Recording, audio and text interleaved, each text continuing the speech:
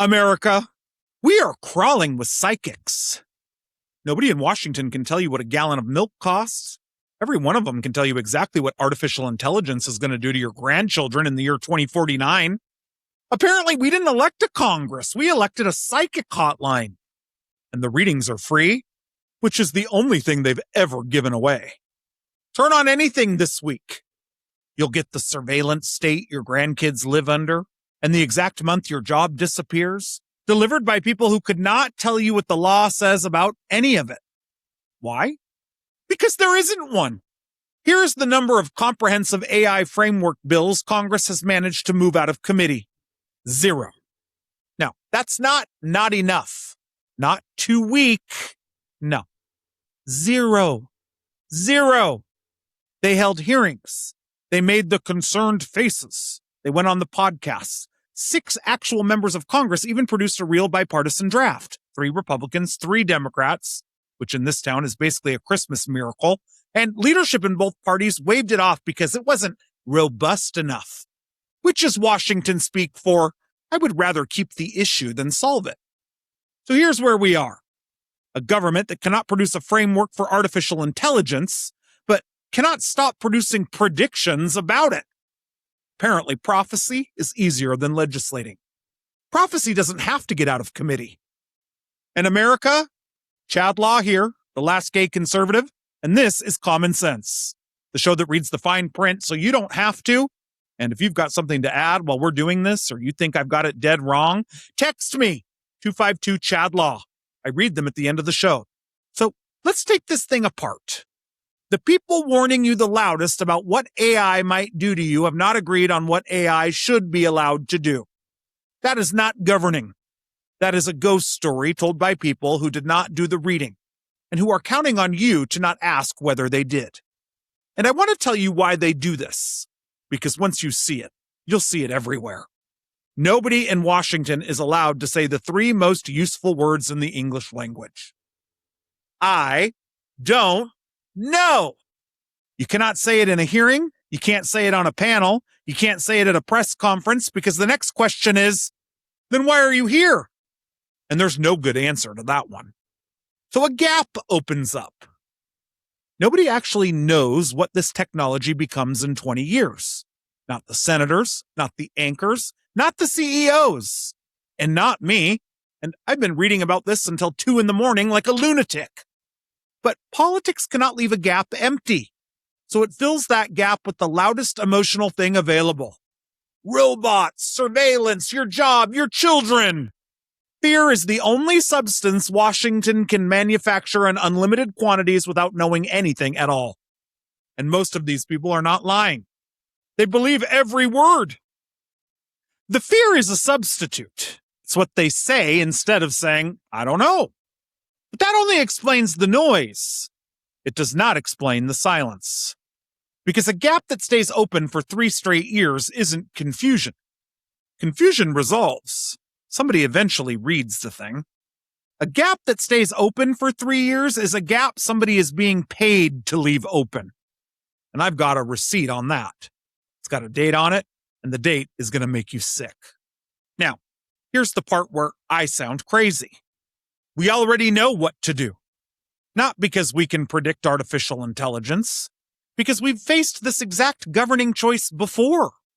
The last time a technology arrived that promised to reorder commerce, communication, culture, privacy, and power, a Democratic president and a Republican Congress did something almost unimaginable today.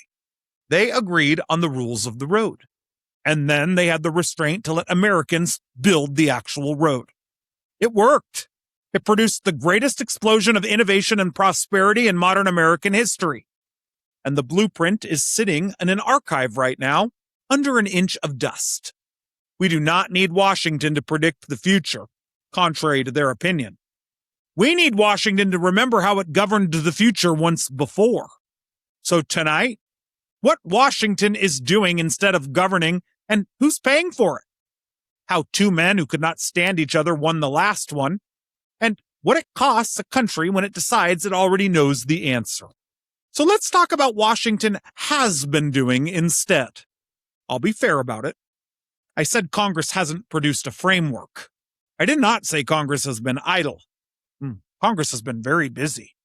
3 years of hearings, subcommittees, task forces, working groups, a bipartisan House commission, open letters to CEOs, site visits, a caucus. There's always a caucus. You should understand something about a caucus. A caucus is what you form when you would like the appearance of a committee without the consequences of a committee. A committee has to vote. A caucus just has to meet. We've got the White House framework in March, a real document, a serious document, and I'll give it its due later tonight. But parts of it are right. But here's what a framework is. A framework is merely a piece of paper that tells Congress what it ought to do. Congress read it. Congress did not do it. Now, here's the part that got me. This is the number I could not stop thinking about all week. While Washington was doing all of that, the 50 state legislators were legislating. In 2025, lawmakers in all 50 states introduced 1,208 artificial intelligence bills. 145 of them became law. By March of this year, 45 states had already filed 1,561 more. 3,000 bills. In 2 years, every state in the union. Wyoming has a position on a large language model. Wyoming got there first. And in that same window, the number of comprehensive AI framework bills the United States Congress moved out of committee is the number I gave you at the top of the show. Still 0. Now, someone's going to text in to me about this, so let's go get ahead of it. Congress did pass one AI-related law in that stretch. It's called the Take It Down Act. It's about non-consensual intimate images, including deep fakes, and it's a good and necessary law. I'm glad it exists. It's also about 4 inches wide. It tells you what happens when somebody makes a fake nude picture of you. It tells you nothing about who is responsible when a model does something nobody intended, or which government gets to make the rules, or whether a company in Ohio can build something without asking permission from California. 1 law about the worst thing. 0 laws about the thing itself. Now, I know somebody's already yelling at their television, Chad, the president has done plenty. He has. And I'll score it honestly later. In December, he signed an executive order that stood up a litigation task force at the Justice Department to go after state AI laws in court. Told Commerce to go find the offending ones and put certain federal broadband dollars on the table as leverage. That is a real strategy. It's aggressive, it's coherent, and it's fast. And it has the lifespan of a houseplant. Because that's what an executive order is. An executive order is a policy with a shelf life of 1 election. The next guy walks in, signs a piece of paper, and it's gone before lunch. Here's the comparison that should end this argument forever. When they did this the last time, they didn't do it by lawsuit. They did it by law. The Internet Tax Freedom Act passed the House without opposition and cleared the Senate 96-2. 96-2. You can't get 96 senators to agree on a lunch order. Then Bill Clinton signed it, and it held.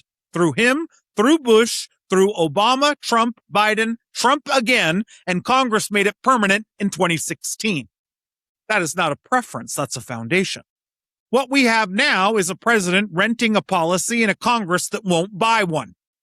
Which brings me to the question I couldn't answer all week, and it bothered me. Why isn't anyone asking about this? You watch an hour of cable news about artificial intelligence and you will get robots, jobs, China, and a very serious man saying, we're at an inflection point. You will not get one question about who is liable when the thing screws up. And I went looking for the conspiracy because that's the fun answer. There isn't one. It's worse. It's structural. The framework question is unbookable. Think about what a panel segment needs. It needs 2 people who disagree. It needs a villain. It needs a picture. Now try to book this. Should liability attach to the model developer, the company that deploys it, or the person who used it? There is no video. Nobody's crying. There's no bad guy. There are 4 possible bad guys, and it depends on the contract. You can't put a chyron on liability allocation. I understand that. You understand that. But meanwhile, there's a clip of a senator asking a CEO whether the computer has feelings. Gets 4 million views before dinner. And there's a second thing. Nobody's job is this. When I went looking for where this actually stands, I found it in congressional trade outlets and law firm client memos. Lawyers writing to their clients. That's where the reporting on the future of American technology policy is living right now. Not 1 minute of it was on television. Because to ask a real question, you'd have to read a 269-page discussion draft, and every newsroom in America laid off the person who used to do that. That person never once produced a segment that rated. Here's the way to think about it. It's the difference between covering the kitchen fire and covering the lease renewal. The fire is television. Flames, sirens, a guy with a hose. The lease determines whether the restaurant exists in 5 years. Nobody covers the lease. Now, there's one more group filling the sentence. And these people I want you to watch carefully because they sound like the good guys. But first, remember the psychics? The loudest one in America is not on cable news. He's the one who's running the AI companies. Last year, the CEO of Anthropic told Axios that this technology could wipe out half of all entry-level white-collar jobs inside 5 years and push unemployment to somewhere between 10 and 20%. Finance, law, consulting, tech. He has since doubled down. Meanwhile, the CEO of NVIDIA says that productivity gains create more jobs, not fewer. So these are two men in the same industry, in the same technology, same week, with completely opposite readings. And I'll be straight with you because it would be cheap not to be. The Anthropic guy is predicting something that is bad for his own business. That's not a marketing stunt, and I'm not going to pretend that it is. He might be right, but sincere or not, it is still a reading, and you cannot write a law on a reading. You can't put somewhere between 10 and 20% in 1 to 5 years probably into a statute and expect a judge to enforce it. So back to the good guys. The largest artificial companies on earth keep going to Washington and asking to be regulated.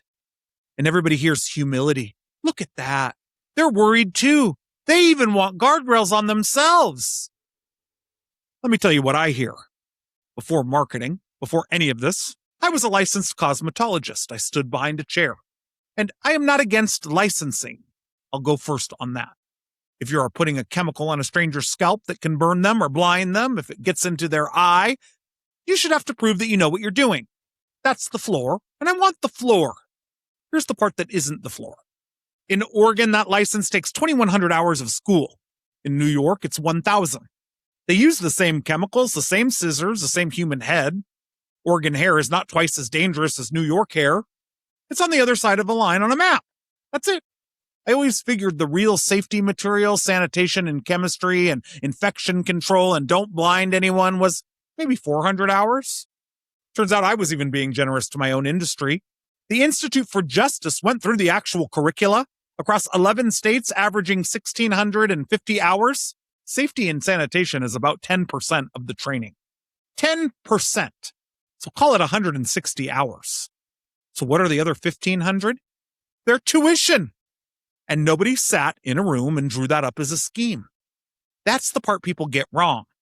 It happened because everybody who benefits from the rule shows up to the hearing about the rule. The schools testify. The board is staffed by people who came up through the schools. The trade association brings a very nice binder.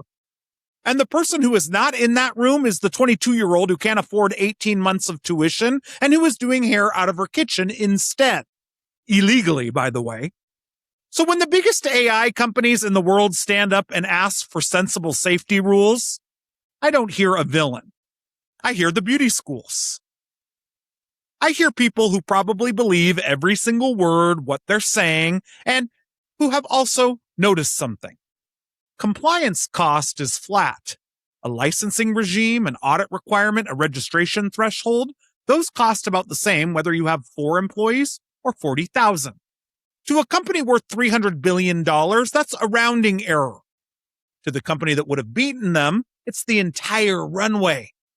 The incumbent never asks for the rule that hurts him. He asks for the rule that hurts the guy behind him.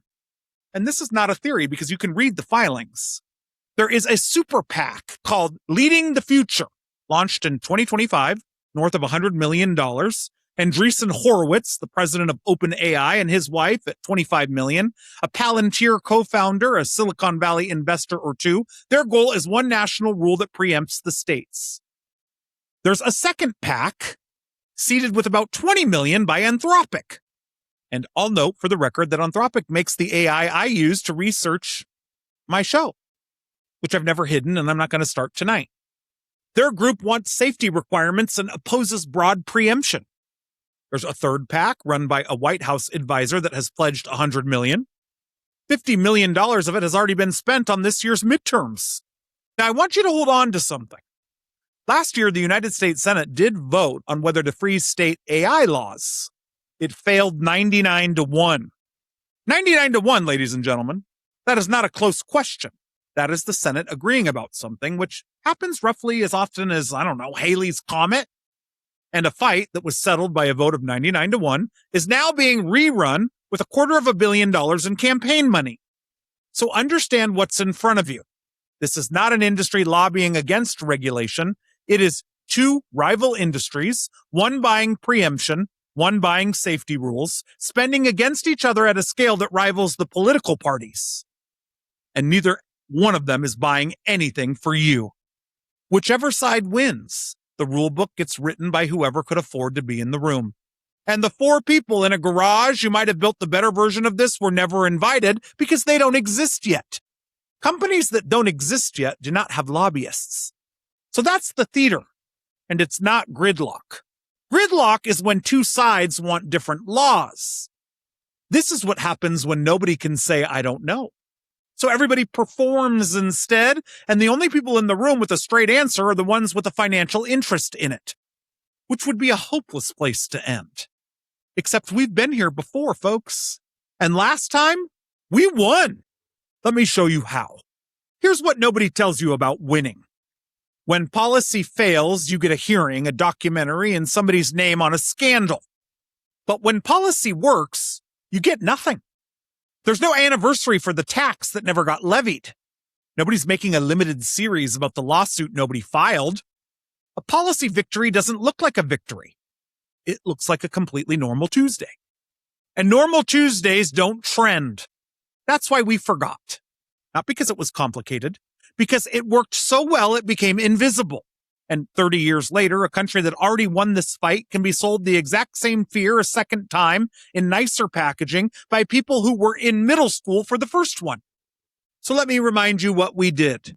August 4th, 1995, the House of Representatives votes on an amendment written by a Republican from California named Chris Cox and a Democrat from Oregon named Ron Wyden. 420-4. Not one member of Congress stood up and spoke against it. That amendment became Section 230, the rule that says if a stranger says something on your platform, that's the stranger's problem, not yours. Now here's the date I promised you. 5 days after that vote, a company called Netscape went public. Opened at $28 a share, closed the day worth over $2 billion. That was the starting gun. That was the morning the internet stopped being a science project and became a business. So run the clock. The United States Congress wrote the rule book for the commercial internet 5 days before the commercial internet had a stock price. There was no internet lobby in 1995. There couldn't be. There was nothing to lobby with. No PAC, no trade association, no war chest. Nobody in that industry had $1 in Washington because nobody in that industry had $1, period. And that is why Chris Cox could say what he said. Nobody came at him looking for an advantage over a competitor. And he admitted years later it was the only time in his career that ever happened. That's not a man describing his own integrity. That's a man describing an empty hallway. Nobody bought the internet's freedom. It was free because nobody had thought to charge for it yet. Now, everybody thinks that this came out of the Clinton White House. It did not. Clinton's framework for the internet came out of in July of 1997. Congress, the Republican Congress, beat the president to it by 2 years. 2 branches, 2 parties, no coordination, same answer. But nobody was following anybody.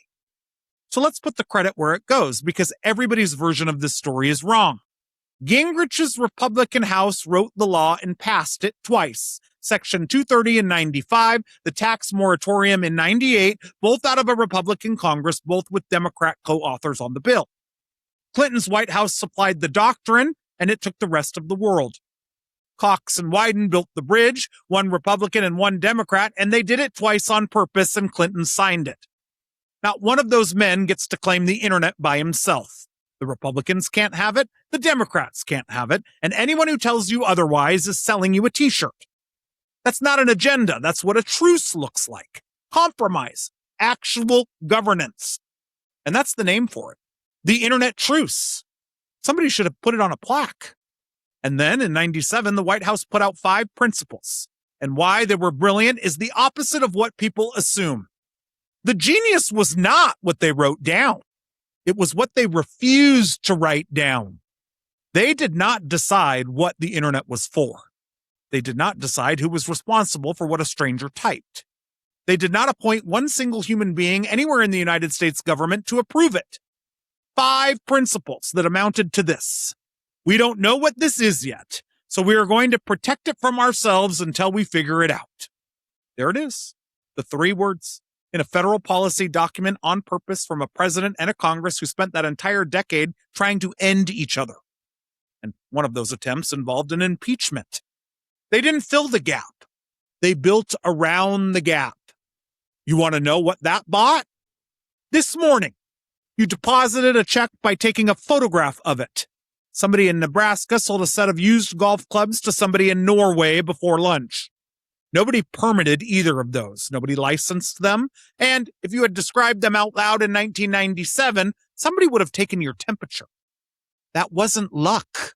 That was a decision made on purpose by people who knew they had no idea what they were making room for and who did it anyways. They built a country-sized empty lot and refused to tell anybody what to build on it. Now, not everyone agreed. And this is my favorite fact in the entire episode, so stay with me. The same bill that carried Section 230 also carried something called the Communications Decency Act.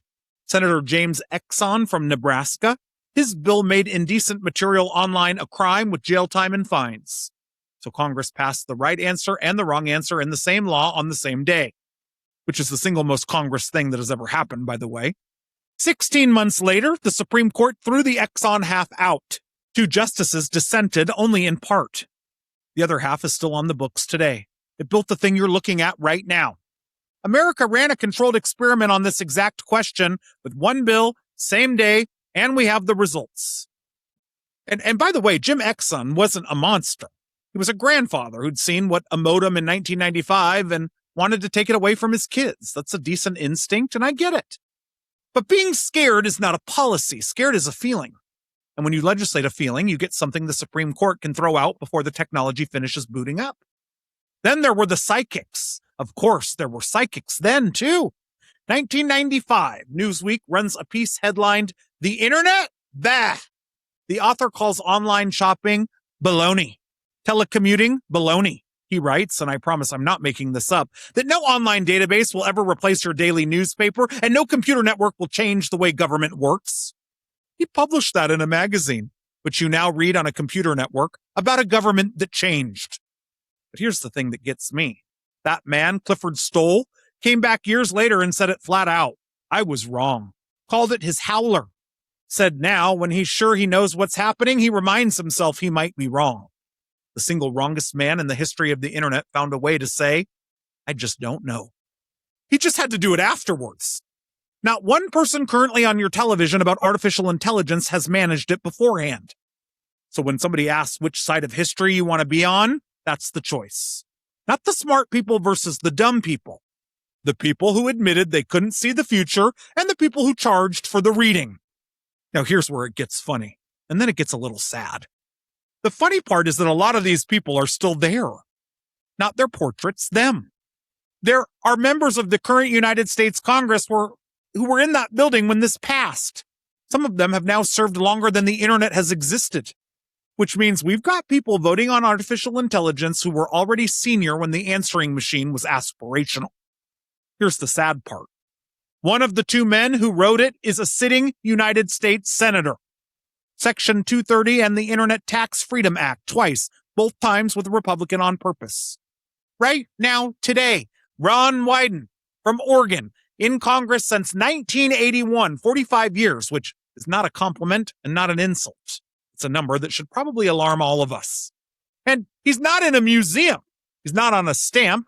He's in the Dirksen building, and his phone number is published on the internet he helped protect.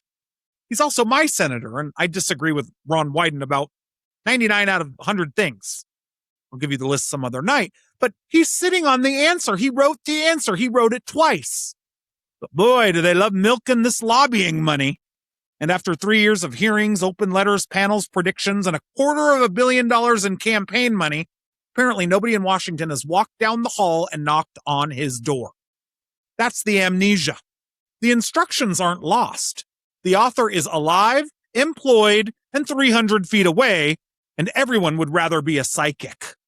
So here's my entire proposal for artificial intelligence, and I cannot believe I'm the guy saying it out loud. Copy it! Not adapt it, not modernize it, not convene a bipartisan commission to study a modernized adaptation of it and report back in 18 months with findings named after somebody's dead colleague. Copy it. Find the word internet, replace it with artificial intelligence, print it, vote, go home. All right, don't literally run, find, and replace. I can hear the lawyers reaching for their phones. AI is not a bulletin board. A model writes the sentence. Section 230 does not port over, and I'm not asking for it to. What I'm saying is copy the posture, copy the restraint, copy the one national market and the tax neutrality, and then write the narrow rules this thing actually needs, which is about 40 pages of work that nobody wants to do because there's no camera involved. And then we can argue about everything else, about the robots, argue about the jobs, the surveillance, whether the thing is conscious, whether it writes a better country song than Merle Haggard. I've got opinions on all of it, and I'll happily give you 11 hours. Argue for 30 years. I don't care. Because you cannot argue about how to govern a technology before you've agreed on the first rule of governing it. That's not a debate. It's 100 people in an empty parking lot screaming about where to park. Now, somebody's already got an objection ready, and it's a good one. So I'm going to make it for them. The objection is this. You can't just photocopy 1996 because Section 230 protected a bulletin board from what a stranger typed, and a model doesn't host the sentence, it writes it. That's correct. That's a real difference, and I'm not going to pretend it isn't. Also not my point.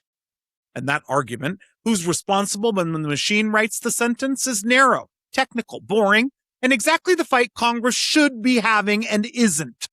Nobody's having it because it doesn't book on cable. There's no Chiron. We already covered this up top. All right. I told you I'd give the president's framework its due, and I'm a man of my word, so let's score it, honestly. Which means you're going to hear me praise him and hit him inside the same 2 minutes, and if that scrambles you, that's a you problem. What he gets right, and he gets a lot right. No new federal AI agency, correct? And it's the single most important thing in the document. Use the regulators we already have inside their own sectors instead of pretending artificial intelligence is one industry. Also correct. Industry-led standards, testing environments, sandboxes. Correct. And Utah's already proving it works. And this one nobody expected from a Republican White House. The recognition that if you make liability broad enough, you don't punish the giants, you protect them. The giants can afford the lawyers, the startup can't. Correct. And it took Washington 30 years to figure that out, by the way. Now, what he gets wrong, and it's less a wrong than an unfinished. That document is a philosophy. It's not an operating system. It does not say who is responsible when something goes wrong. Developer, deployer, the company that packages it, the person who typed the prompt. That's 4 different roles, and the framework treats them like one guy. Its national security review thresholds are vague enough that they could quietly become a permission slip. And a permission slip is the European model wearing a cowboy hat. Open weight models, unresolved. Copyright and provenance, unresolved. And the whole thing is an executive order, which means it lives exactly as long as the president does. So here's my grade. Trump obviously understands what could kill American AI. He has not yet built what will allow it to live. And that's not a dig. That's a job description. The building part was never the president's job in the first place. It's Congress's. It was Congress's in 1995, too. and Congress did it. Which brings me to the thing that's really been bothering me all week. America, the choice you're being offered and the choice you actually have are not the same thing. Build it or stop it. Cameras or no cameras. Where the data sleeps at night. Every one of those is a prediction wearing a policy costume. That's a reading. Because all of them are arguments about what artificial intelligence is going to become. And nobody gets to choose that. Not you, not me, not a senator, not a CEO, not the guy with the newsletter. You cannot legislate an outcome you can't observe yet, period. There's exactly one choice on the table, and it isn't about outcomes, it's about method. Do we demand certainty before we let anyone build? Or do we let people build and find out which guarantees were ever necessary? And that is not a thought experiment, because it has already been run on this exact technology at the same time on 2 continents. You see, in the late 90s, Europe and the United States got the internet on the same day. One of them decided in advance what it was for and who was responsible for it. The other one decided to find out. 30 years later, one of them has the companies, the other one has the rules. Now, I'm not going to stand here and tell you Europe has no technology industry because that's lazy and it's false and somebody will clip it. Europe has brilliant engineers, world-class universities, and plenty of money. In 2024, the European Commission asked Mario Draghi to write a report on why Europe was falling behind.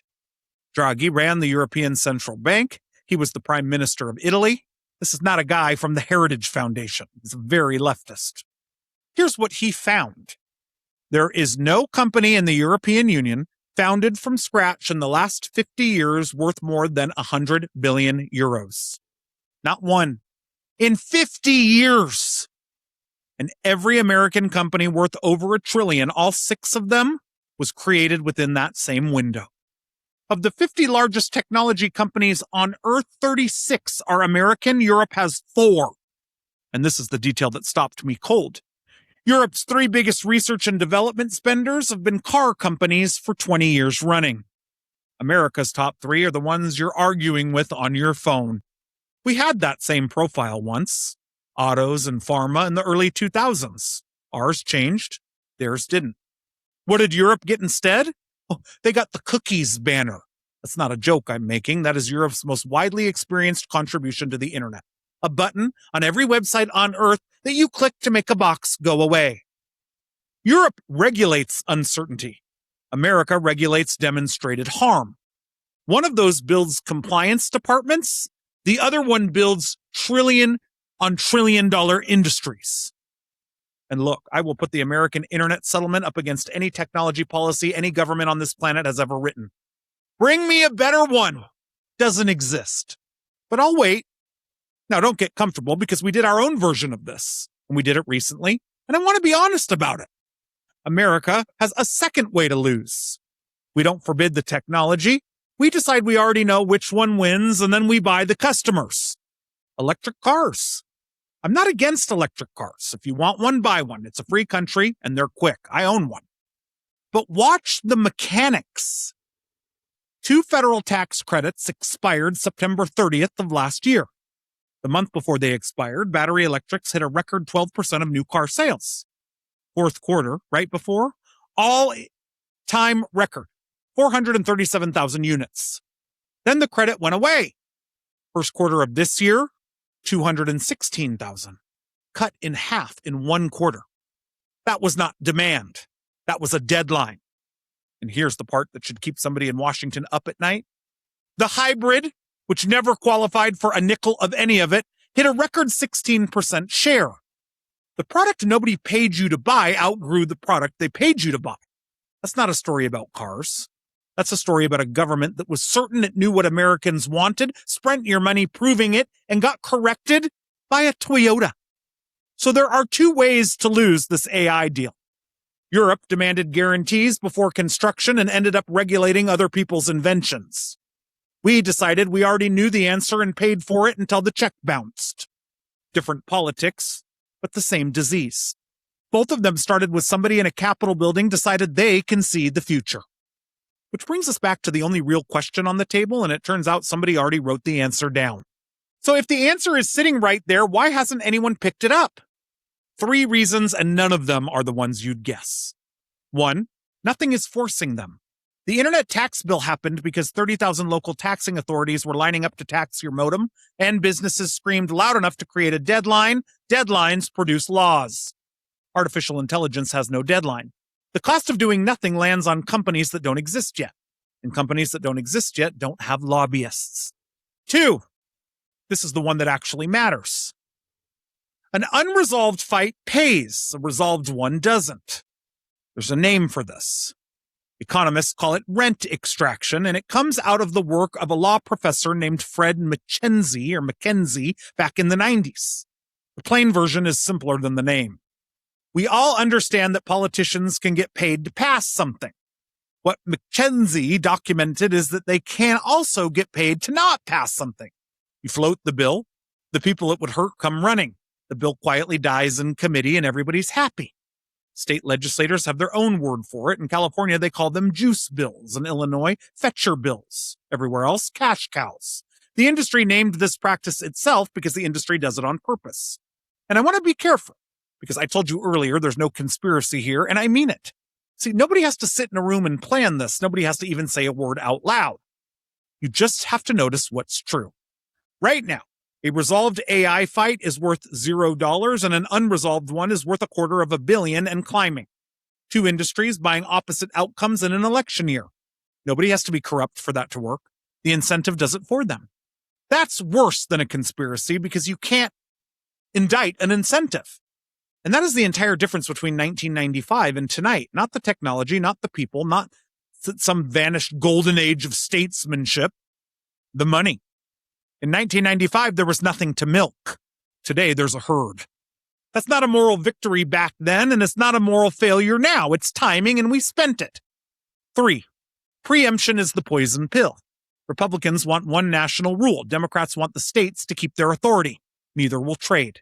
And the Senate already settled it 99-1, which is now being relitigated with $250 million in campaign money in an election year when a solution is just a win the other guy gets to claim in October.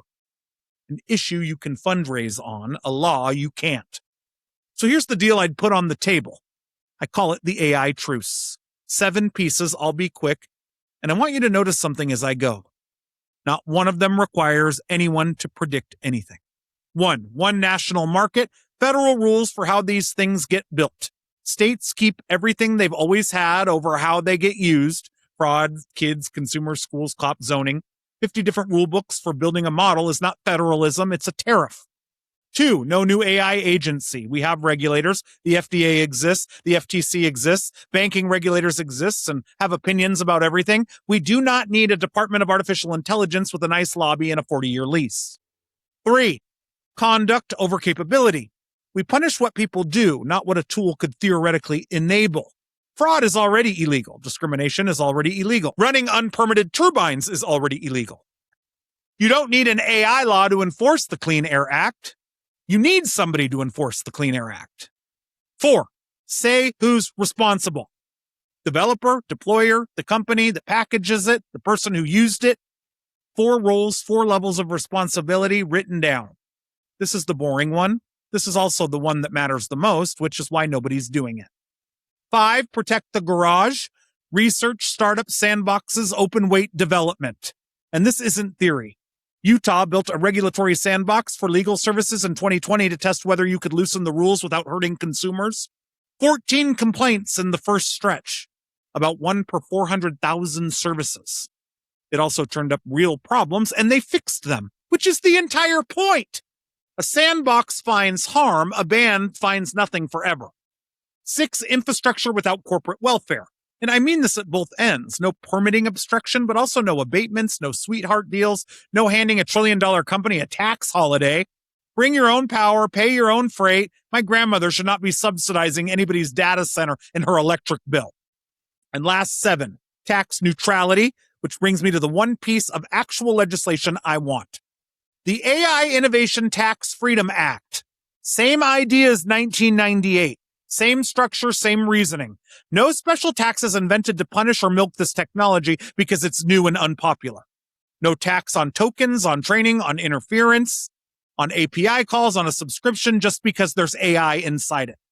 Ordinary taxes still apply, income, payroll, property, sales, all of it. Same as your dry cleaner. And somebody will lie about this by Thursday, so hear it from me first. There is no tax immunity for trillion-dollar companies. It is tax neutrality for a technology the entire economy is about to be using. Look, if you want to tax Google. What you don't get to do is invent a brand new category of tax that lands hardest on the 26-year-old building something in a spare bedroom. That's 7 pieces. Not one of them requires a single person in Washington to know what happens in 2049. That's the entire trick and the genius of the late 90s internet framework. Now, before I let you go, I owe you something. I've spent an hour telling you that the people on your television can't say 3 words. So I'm going to go first. Is a truce even still possible? Now that there's $250 million in the room and 2 industries buying opposite outcomes in an election in the middle of it? I don't know. I don't. I think it's possible. I can't prove it. I could be completely wrong about all of it. And if I am, some guy in 2055 is going to put this episode on television and laugh at me the way I laugh at the man who said online shopping was baloney. Fine, put me on the list. At least I'll have said it out loud while it still mattered. And I'll tell you the one qualification I've got for saying it. Nobody is paying me either way. Because that's the whole argument. Not that I know what artificial intelligence becomes. Not that Clinton knew or Gingrich knew or Cox and Wyden knew. They didn't know either. And they refused to pretend.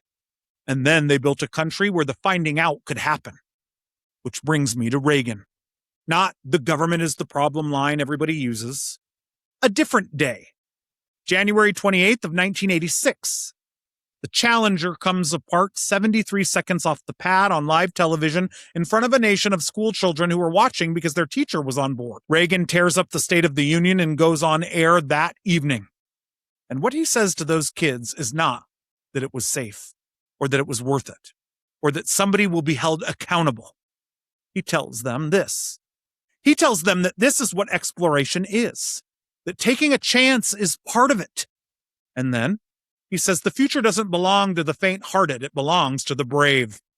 He said that on the worst day the program ever had. He did not know what came next. But he still said, go anyways. That is not recklessness. Reagan didn't say the future belongs to the careless. He said it belongs to the brave. And brave means you can see the risk clearly and you move anyways because you understand that the alternative is a country that never leaves the ground and calls it safety. We did not win the internet because one party controlled the future. We won because, for one extraordinary moment, both parties agreed not to. It's time for an AI truce. And America, that was common sense. Stick around for about 10 seconds while I take all the texts that came in. It's part of our after hours Q&A.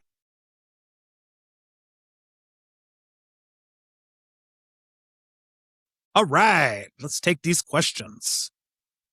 Marcus 4417. Be honest, did an AI write tonight's show? No, but one helped me research it, and I'd be a hypocrite to dodge that after the hour we just had. Here's my rule. It reads faster than I do. It finds the vote counts and the filings, and it argues with me, which is the useful part. Then I decide what's true and say the words. Nothing goes on air I didn't put there. Late night hosts have 12 writers. I've got a very fast research assistant and a ranch doing the same job. Priya. Hey, Priya. 0286. Priya says, you spent an hour defending Section 230 and half your audience wants it repealed. Explain that. Yeah. And I heard it in my own head while I was writing it. So let me split it. 230 says a platform isn't the author of what you post. That's just true. And if you kill it, every website with a comment section either turns off comments or turns into a swamp. Those are the only 2 outcomes. The actual complaint you're referring to isn't with that. It's with platforms deciding which legal speech gets seen. That's a real fight, and I'll take that fight all day. But it's a different fight, and I'm angry at Facebook is not a reason to blow up the rule that made the internet possible. Fix the thing you're mad about.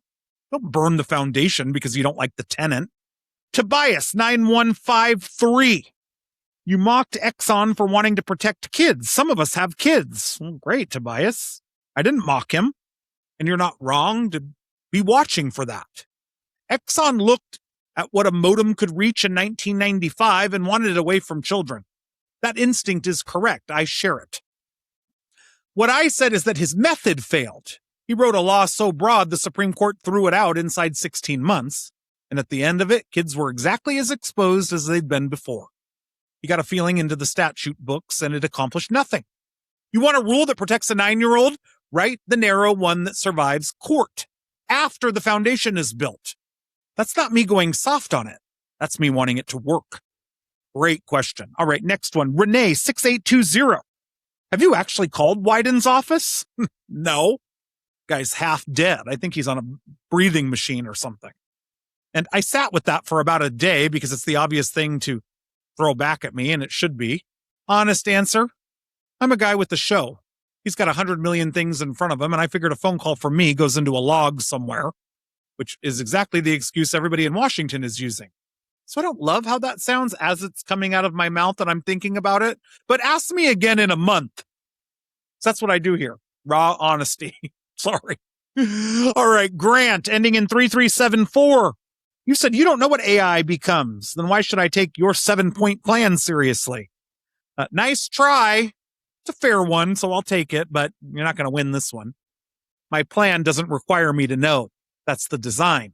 Not one of those 7 pieces depends on a prediction being right. Compare that to what's on the table right now. Every serious proposal in Washington asks you to legislate a forecast. This capability is dangerous. That job disappears. This timeline holds. Those all fall apart the second the forecast is wrong. A rule about who's responsible when something goes wrong doesn't care what the technology turns into. It works in the good version and the bad one. I'm not asking you to trust my crystal ball. I'm telling you I don't have one, and I wrote a plan for people who don't. Thank you. Great pushback. Keep it coming. Try next time. Hollis 5109. China. You didn't say the word once. Yeah, I'm glad you caught it, and I did it on purpose. Because China has become the button people press when they've run out of argument. Both sides do it. Want a subsidy? China. Want a ban? China. Want to skip a permit? China.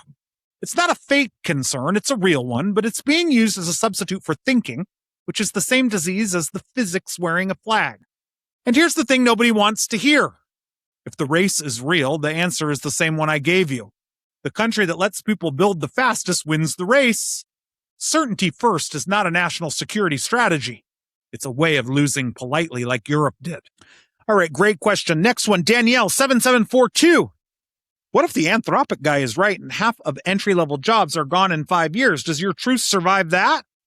Honestly, I guess that's the question that keeps me up. And the answer is that the truth survives it, but it doesn't solve it. Those are different things, and I'm not going to blur them for you. The truth is about who writes the rules and how. It's not an employment policy. If we lose half of entry-level white-collar work in 5 years, this country needs a real conversation about what a 22-year-old does for a living. And none of my 7 points answer that. What I'd say is this. Every version of that problem gets worse if the technology gets built somewhere else and we're renting it. There's no scenario where America loses the industry and keeps the jobs. But no, I'm not going to sit here and tell you the tax bill fixes your kid's career. It doesn't. All right, next one, Abram 2695. What's the first thing that should actually pass, Chad? The boring one. Number 4. Write down who's responsible. Is it the company that builds the model, the company that deploys it, the outfit that packages it into a product, and the person who used it? 4 roles, 4 levels of liability on paper. It's not a headline. Nobody's going to fundraise off of it. Doesn't have a villain in it. Every argument we're having right now, the copyright fight and the safety fight and the open source fight, is an argument about that. And nobody will say so. Because liability allocation is a phrase that generally clears a room. Pass that one and the rest gets easier. Skip it and we'll be having this exact conversation in 2032 with better graphics. All right, guys, that's the show. Go text somebody the thing about Nebraska and the golf clubs, and I'll see you next time. God bless you, President Reagan. And as always, may God save America.